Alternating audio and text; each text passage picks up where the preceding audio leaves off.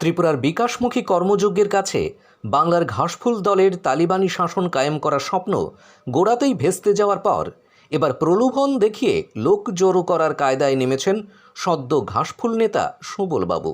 এনার বাড়িতে গিয়ে ঘাসফুল দলের পতাকা হাতে নিলেই যে কারুর পকেটে গুজে দেওয়া হবে 10,000 টাকা। এমনই প্রলোভন দেখিয়ে ক্যামেরার সামনে কয়েকজনকে জোগাড় করে দাঁড় করিয়ে হাতে পতাকা গুজে দিয়ে ছবিও তোলা হলো ঠিকই, কিন্তু পকেটে দেয়া হলো না টাকা কড়ি। হাতে টাকা না পেয়ে দল বদলের ছবি ফ্রেমে থাকা লোকজন ক্ষোভে ফেটে পড়লেন। তাদের ইচ্ছার বিরুদ্ধে জোর করে হাতে গুজে দেয়া হয়েছে তাদের ঘাসফুল দলের পতাকা।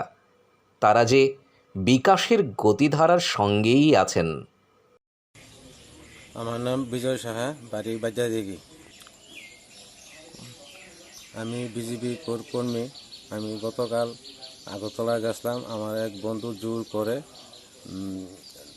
তৃণমূলে নিয়ে আমাকে প্লেটটা হাতে দেওয়াইছে, দিয়ে আমার এক বন্ধু 10,000 টাকা দিব করে জোর করে তৃণমূলে নিয়ে আমাকে যোগদান করাইছে। আমি বুঝতাম পারছি না, আমি পারিবারিক ঝামেলা আসলো দেখে আমি প্লেগ হাতে নিচ্ছি। আমি যা করছি ভুল করছি, আমি বিজেপি করুম, আমি তৃণমূল করতাম না। তারা টাকা লিয়ে দেবো।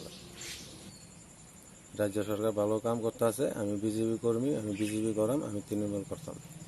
তারার বাতাবাজি পশ্চিমবঙ্গ দেখছি, এমন ভুল আমি আর করতাম না। এই হলো ঘাসফুল দলের আসল চেহারা। টাকার প্রলোভন দেখিয়ে মানুষকে বিভ্রান্ত করার চেষ্টায় নেমেছেন এই ঘাসফুল দলের লোকজন। রাজ্যবাসী এদের থেকে সাবধান থাকবেন।